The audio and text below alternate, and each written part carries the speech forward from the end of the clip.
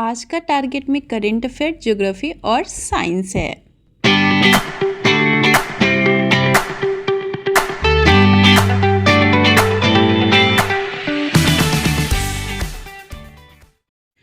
छोटे मन में सपने बड़े होते हैं, पूरे करने के इरादे करे होते हैं।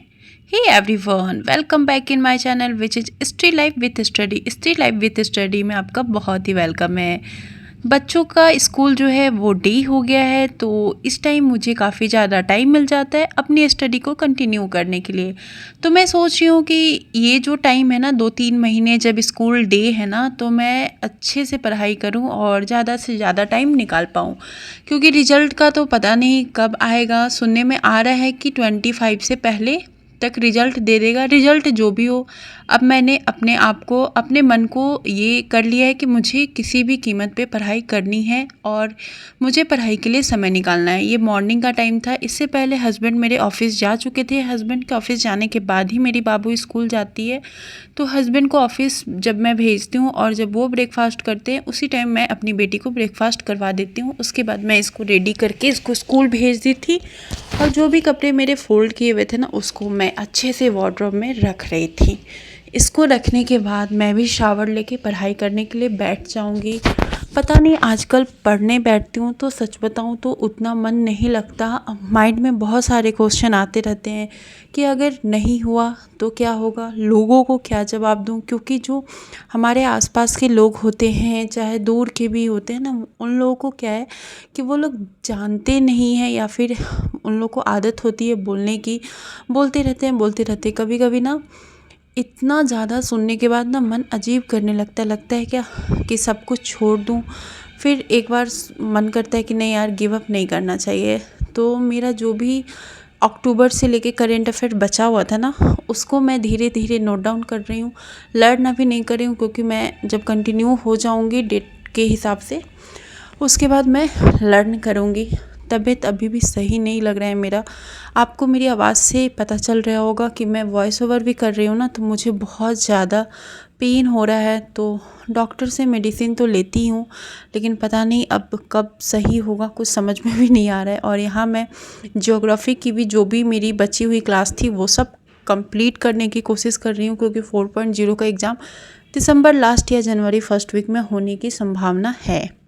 तो यहाँ पे ज्योग्राफी जो है वो आपका, मैं जो सर है मेरे, सचिन सर के ऐप पे जो सर पढ़ाते हैं उनसे ही करती हूँ। और अब मैं ना साइंस के लिए एक प्लेटफॉर्म का नियुक्ति बैच है 4.0 का, वो भी परचेज कर लिया है। तो डेली एक क्लास मैं नियुक्ति बैच से भी कर रही हूँ। क्लासेस तो बहुत कर रही हूँ, अब देखो क्या होता है। और सेल्फ स्टडी में मैंने मॉडर्न हिस्ट्री टोटली बुक पे डिपेंड हूँ, एनसीईआरटी बुक पे डिपेंड हूँ।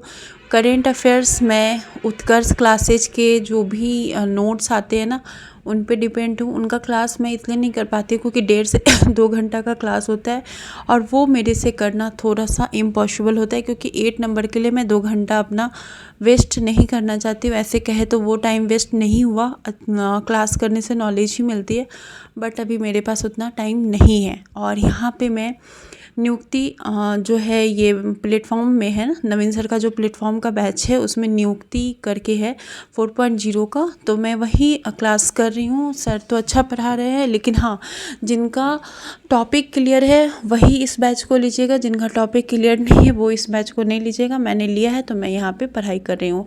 और जैसा कि आप लोग को पता है कि आज तुलसी पूजा है, तो यहाँ पे मम्मी तुलसी पूजन कर रही हैं, तो मुझे अच्छा लगा इसलिए मैं वीडियो बना ली। और जाते जाते मैं आपको एक ही चीज़ बोलूँगी, अब रिज़ल्ट जो भी हो, आपको हार तब तक नहीं मानना है जब तक आप खुद से हार मान लोगे। अगर खुद से हार मान लोगे ना, तो समझो कि आप हार गए। लेकिन अगर आप सामने से हार हो, रिज़ल्ट में अगर हार भी हो, और खुद से हो कि नहीं इस बार नहीं हुआ, यहाँ नहीं हुआ, तो कहीं और होगा ज़रूर। इसीलिए असंभव कुछ भी नहीं, असंभव केवल एक शब्द है। इम्पॉसिबल क्या है, एक शब्द है। उसको आप लोग अपने लाइफ में इम्पॉसिबल बना के मत चलना कि मेरे से ये पॉसिबल नहीं है।